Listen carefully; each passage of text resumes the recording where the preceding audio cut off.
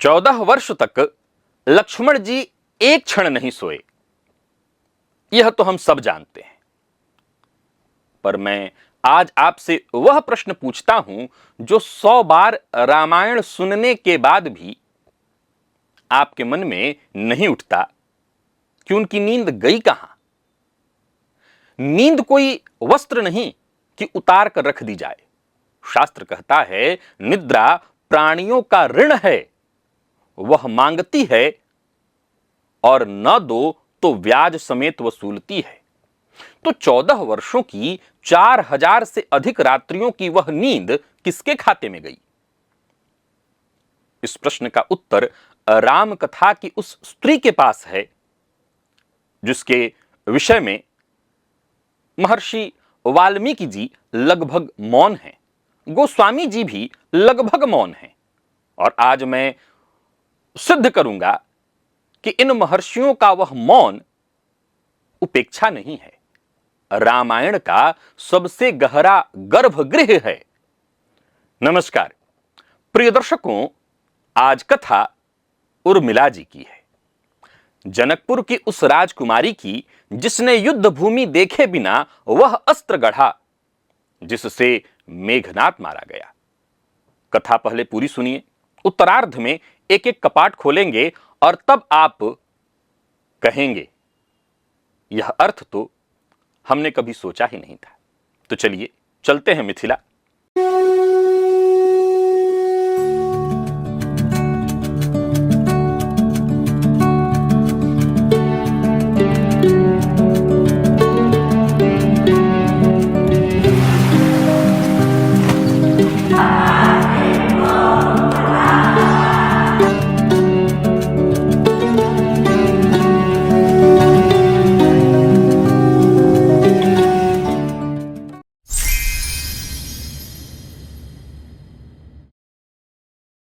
राजा जनक के आंगन में 4 कन्याएं हैं। सीता जी भूमि से प्रकट हुई, जनक जी को हल की रेखा से मिली, यह हम सब जानते हैं। मांडवी और श्रुतकीर्ति जनक जी के छोटे भाई कुशध्वज की पुत्रियां हैं। और उर्मिला विदेह राज जनक की अपनी एकमात्र गर्भजात पुत्री है। जिस राजा की उपाधि ही विदेह है, देह से परे उसकी अपनी देह से जन्मी इकलौती संतान। धनुष यज्ञ हुआ, प्रभु ने पिनाक तोड़ा और मिथिला ने 4 विवाह एक साथ देखे। राम सीता, लक्ष्मण उर्मिला, भरत मांडवी और शत्रुघ्न श्रुतकीर्ति, चारों बहनें अवध आईं और अवध के भवनों में सुख की जो थोड़ी सी ऋतु आई वह कैकेयी कक्ष की एक रात्रि में समाप्त हो गई। राम को वन 14 वर्ष। अब वह क्षण देखिए जिस पर वाल्मीकि जी ने पर्दा डाल रखा है। लक्ष्मण जी ने निर्णय कर लिया जहां राम वहां मैं, और माता सुमित्रा से आज्ञा ली और वह अमर वाक्य पाया कि राम को दशरथ जानना और सीता को मैं। ये माता सुमित्रा ने उनको कहा, वन को ही अवध मानना।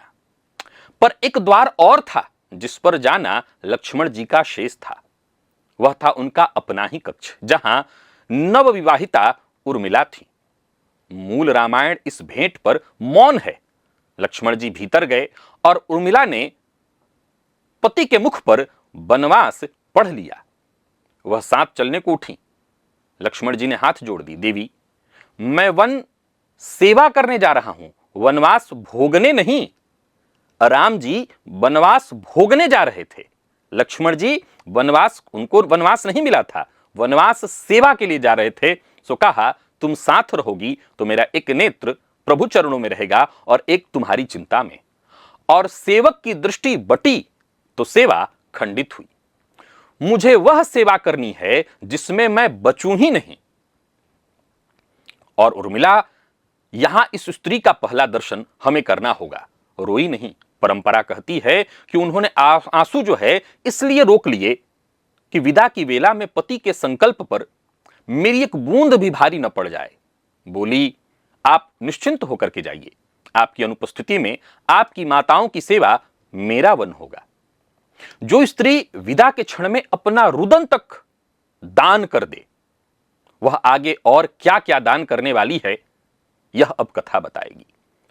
राम, सीता, लक्ष्मण वन गए और पहली ही रात्रि वह प्रसंग आता है जो इस कथा का हृदय है। प्रभु और जानकी जी पर्णकुटी में विश्राम को गए।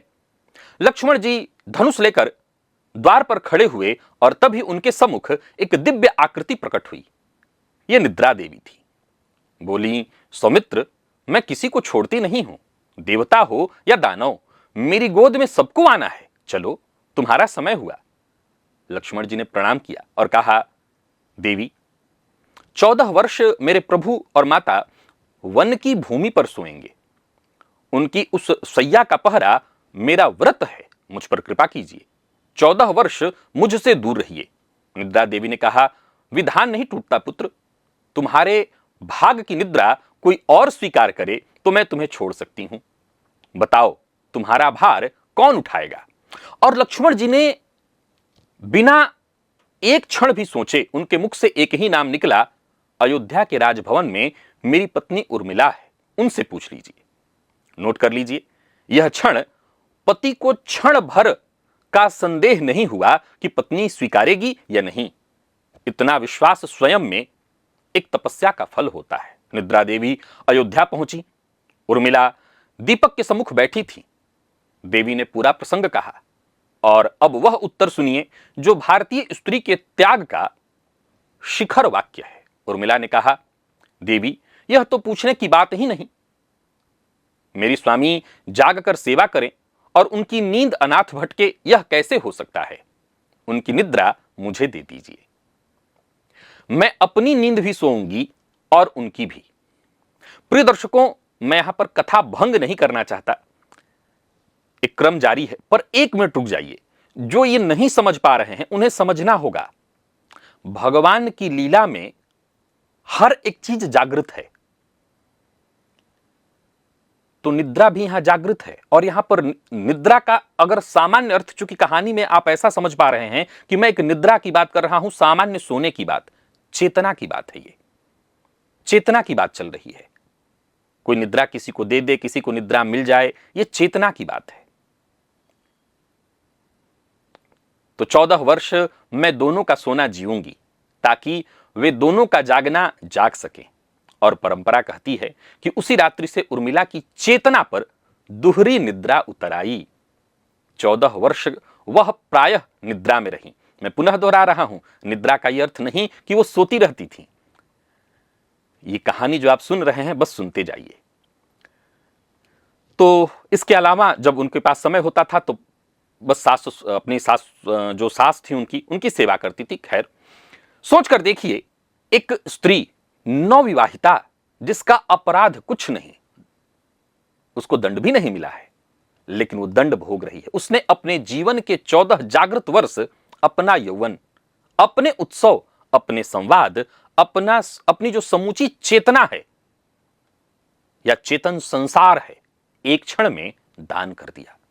और वह भी ऐसा दान जिसका साक्षी कोई नहीं।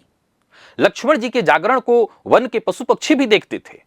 उर्मिला के दान को देखने वाला राजभवन के उस कक्ष में दीपक के अतिरिक्त कोई नहीं था। ऐसी कथा प्रचलित है कि 14 वर्ष तक उर्मिला जी दीपक जलाए रखी। 14 वर्ष बीते, लंका में युद्ध चरम पर है और सामने है वह योद्धा जिससे देवता कांपते हैं, मेघनाथ, जिसने इंद्र को बांध लिया था, इसलिए इंद्रजित। ब्रह्मा जी का वर उसकी ढाल है। उसके वध की शर्त असंभव थी। वह केवल उसके हाथों मरेगा जिसने 14 वर्ष निद्रा को जीता हो, इंद्रियों को साधा हो। रावण की सभा में यह वर उसका अभय पत्र था। ऐसा मनुष्य त्रिलोक में कहां? और जब लक्ष्मण जी के बाण से मेघनाथ गिरा, तब लंका में सन्नाटा इस बात का नहीं था कि वह मरा, सन्नाटा इस बात का था कि मारने वाला 14 वर्ष का निद्रा जयी कहां से आ गया। उत्तर लंका के पास भले ही न हो, उत्तर अयोध्या के एक शयन कक्ष में था। अब आइए, कहानी यहीं पर पूर्ण हुई। अब हम एक एक कपाट खोलते हैं और समझने का प्रयत्न करते हैं। प्रथम कपाट है प्रकट तप और दूसरा है अदृश्य तप। लक्ष्मण जी का जो त्याग है संसार ने देखा, वन, कंदमूल, जागरण, उर्मिला का त्याग किसी ने नहीं देखा, क्योंकि वह दिखने की श्रेणी का था ही नहीं। और यही वह प्रश्न उठता है कि इस कथा की ये आत्मा है। वाल्मीकि जैसे सर्वदर्शी ऋषि उर्मिला पर मौन क्यों रहे? आप मुझसे कहेंगे शास्त्री जी तो अन्याय हुआ, तो ठहरिए और समझने का प्रयत्न करिए। मंदिर में अगर आप जाएंगे, हालांकि भारत के मंदिरों में तो नहीं, लेकिन जो लोग, अब मेरी नजर में फिलहाल तो यही है, नेपाल में पशुपतिनाथ के मंदिर में गए होंगे, वहां अभी भी गर्भगृह में कोई बल्ब इत्यादि नहीं जलता, दिया की रोशनी में वहां सब कुछ होता है, अंधेरा टाइप का ही रहता है। तो मंदिर में जाइए, सबसे अधिक प्रकाश कहां होता है? तो सभा मंडप में। और सबसे पवित्र स्थान कौन सा होता है? तो गर्भगृह, जहां प्रकाश सबसे कम है। ऋषि का मौन उपेक्षा नहीं, वो गर्भगृह है। कुछ त्याग इतने सूक्ष्म होते हैं कि उन्हें शब्द देना ही उन्हें छोटा करना है। दूसरा कपाट, दान का शास्त्र। जरा तौल कर देखिए, किसने क्या दिया? लक्ष्मण जी ने निद्रा दी, अर्थात जीवन का 1/3। उर्मिला ने जागृति दी, जीवन की 2/3। संसार के सारे दान गिन लीजिए, धन, अन्न, भूमि, यहां तक कि देह के अंग, हर दान में देने वाला देकर भी उपस्थित रहता है। यह इतिहास का अकेला ऐसा दान है जिसमें देने वाली जीवित रहकर भी अनुपस्थित हो गई। उसने अपनी चेतना दान कर दी। और सूक्ष्मता यह कि दोनों का वनवास एक ही था, पर दिशा उल्टी। लक्ष्मण जी का वनवास बाहर था, भीतर वे प्रभु के साथ थे। उर्मिला का वनवास भीतर था, वह अपने ही जीवन से निर्वासित थी।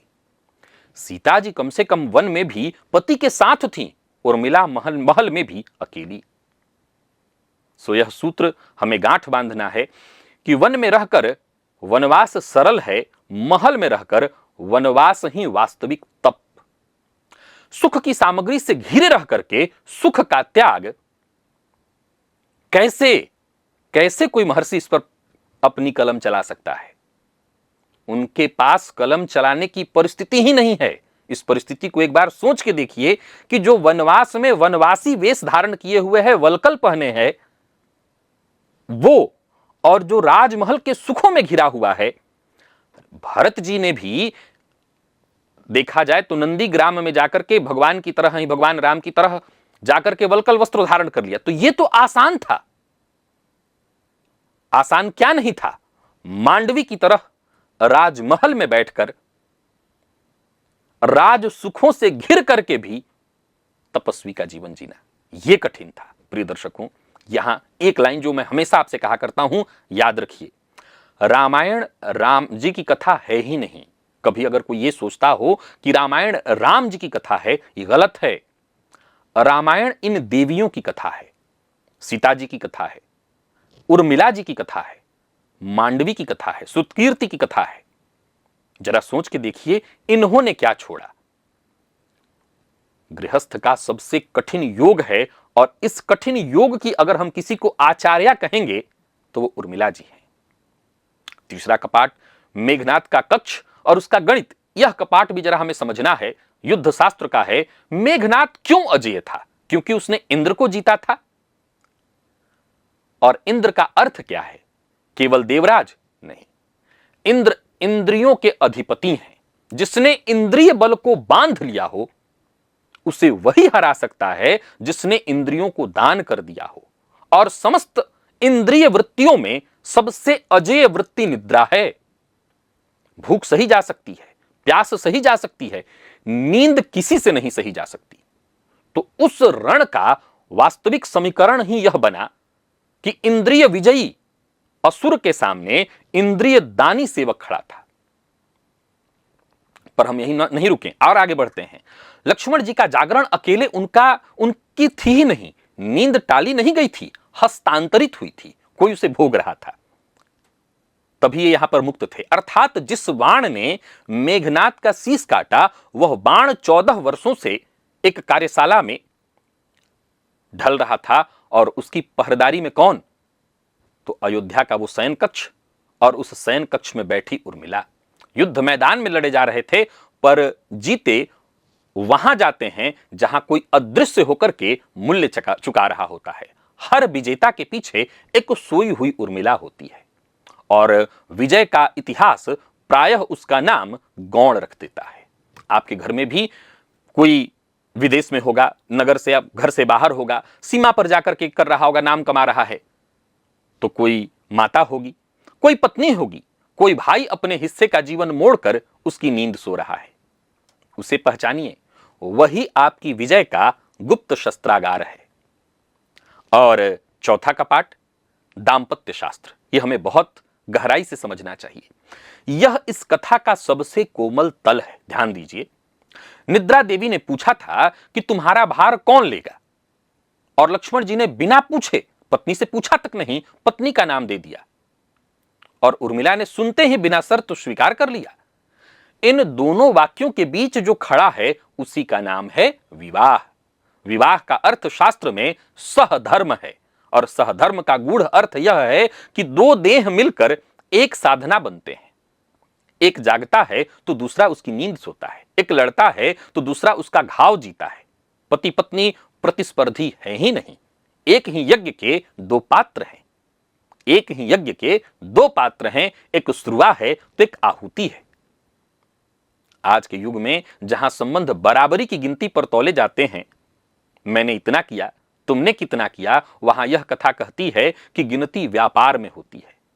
दाम्पत्य में तो विनिमय होता है, तुम्हारा भार मेरा, मेरा पुण्य तुम्हारा। और देखिए कि फल किसे मिला। मेघनाथ वध का यश लक्ष्मण जी को मिला, पर परंपरा जब भी वह यश गिनाती है,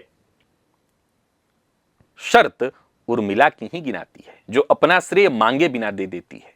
विधाता उसका श्रेय शर्त बनाकर इतिहास में गाड़ के रखता है कि आप भाग नहीं पाएंगे, मानना ही पड़ेगा। और पांचवा कपाट, अब ज्योतिष के दृष्टिकोण से देखना होगा हमें,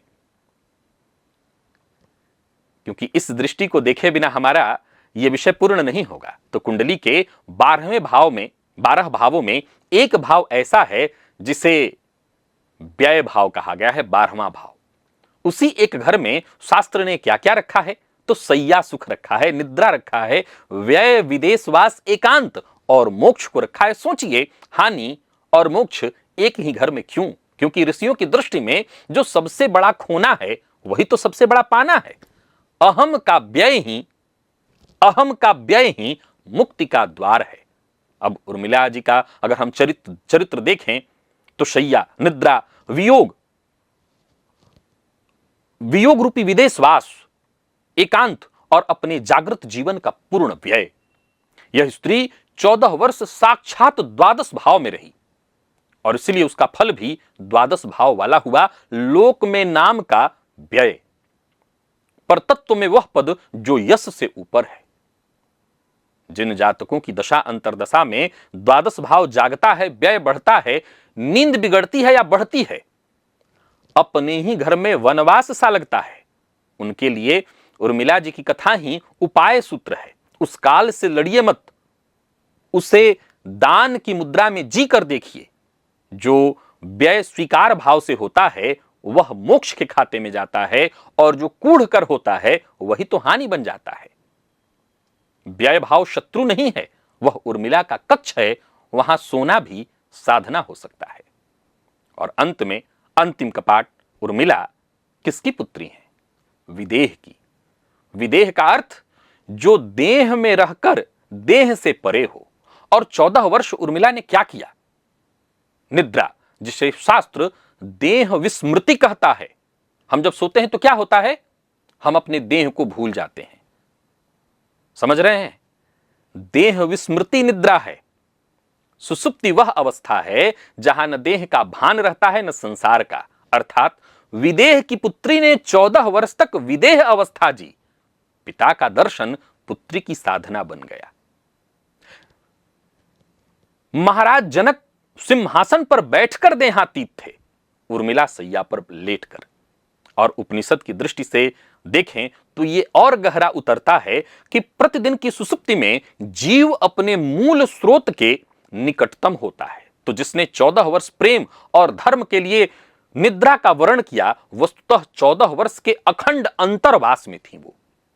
नाम तक उनका साक्षी है उर्मी, कहते हैं लहर को। उर्मिला अर्थात लहरों को जो धारण करने वाली है। सागर की लहरें ऊपर उठती गिरती दिखती हैं, और सागर की गहराई ये तो मौन रहती है, तो ऊपर से नहीं दिखाई पड़ता। उर्मिला के जीवन में लहरें सारी ऊपर थीं, विवाह, वियोग, प्रतीक्षा। भीतर की वह गहराई जिसका मौन तो स्वयं वाल्मीकि जी ने भी भंग नहीं किया। प्रिय दर्शकों, इस कथा का संदेश यह है कि हर घर में एक उर्मिला होती है। वह मां हो सकती हैं जिसने अपनी अभिलाषाएं मोड़कर आपकी शिक्षा सींची।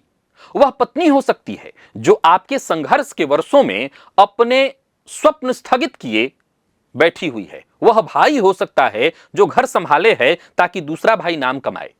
वह पिता हो सकते हैं जिनके फटे जूतों पर आपके विद्यालय का शुल्क खड़ा था। प्रकट तप की जय जयकार संसार कर लेता है, अदृश्य तप का तर्पण घर को स्वयं करना पड़ता है। आशा करता हूं यह कथा आपको आनंदित की होगी, इसके मूल में छुपे रहस्यों को आपने समझा होगा, उर्मिला जी के त्याग को समझा होगा।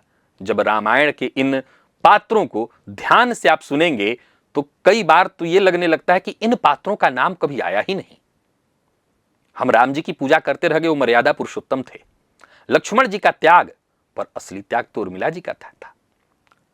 असली त्याग तो उर्मिला जी का था।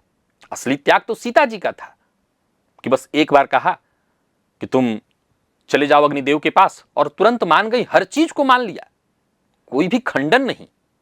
आज के लिए बस इतना ही। पुनः जब अगले सप्ताह में आप सबके सम्मुख उपस्थित होऊंगा, कोई एक और ऐसी ही गहरी कथा मेरे पास होगी और आप उसे सुनेंगे। मुझे इजाजत दीजिए। नमस्कार।